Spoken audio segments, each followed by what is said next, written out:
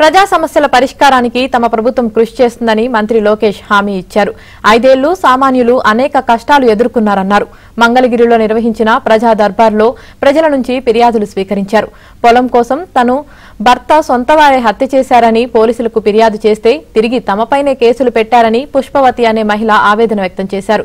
గతంలో టీడీపీకి మద్దతు తెలిపినందుకు తన పెన్షన్, రేషన్ కార్డు తొలగించారని దివ్యాంగుడు లోకేష్ కు ఫిర్యాదు చేశాడు. రోడ్ విషయంలో వైసీపీ నేతలను ప్రశ్నించినందుకు తమకు మంజూరైన ఇంటిని కూడా రద్దు చేశారని మరో కుటుంబం ఆవేదన వ్యక్తం చేసింది. బాధితుల నుంచి ఫిర్యాదులు స్వీకరించి సమస్యల పరిష్కారానికి తగిన చర్యలు తీసుకుంటామని హామీ ఇచ్చారు.